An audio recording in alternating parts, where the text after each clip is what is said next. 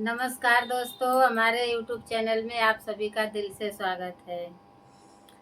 मैं आप सबके बीच में लाना चाहती हूँ हवन गीत।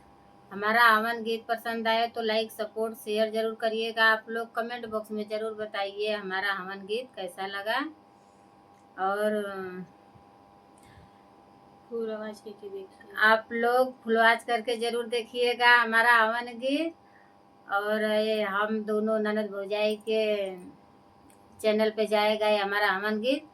जरूर आप लोग सपोर्ट करिएगा, इतना इतना दुलार प्यार देना। हवन देखे हो अइले गौरा के लाला नावा। हवन देखे हो अइले गौरा के लाला नावा। गौरा के लाला नवा अइले गौरा के लाला नावा। हवन देखे हो अइले भोला के लाला नावा। हवन देखे हो अइले गौरा के लाला नावा।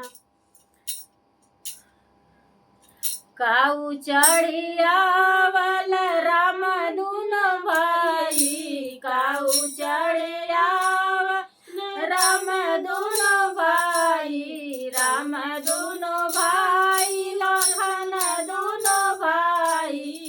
कैसे आम हो अंजन के लाला नामा। कैसे आम हो अंजन के लाला नामा। कैसे आम हो अंजन के लाला नामा।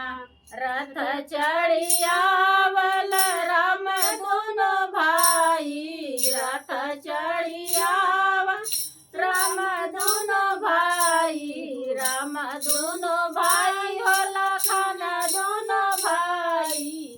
उड़त राम हो अंजन के लाला नावा। उड़त राम हो अंजन के लाला नावा। हवन देखे हो अइले गौरा के लाला नावा। हवन देखे हो अइले गौरा के लाला नावा। गौरा के लाला रिद्धि सिद्धि के सजनावा। गौरा के लाला रिद्धि सिद्धि के सजनावा। हवन देखे हो अइले गौरा के लाला नावा। हवन देखे हो अइले भोला के लाला नावा। काऊ चढ़िया वाला शिव शंकर भोला।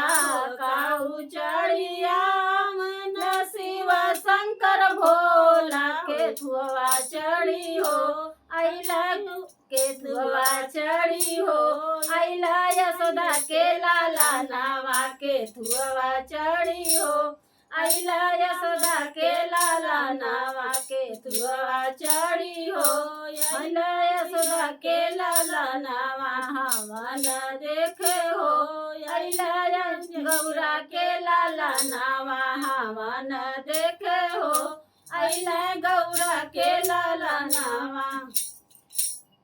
गौरा के लाला रिद्धि सिद्धि के सजनावा।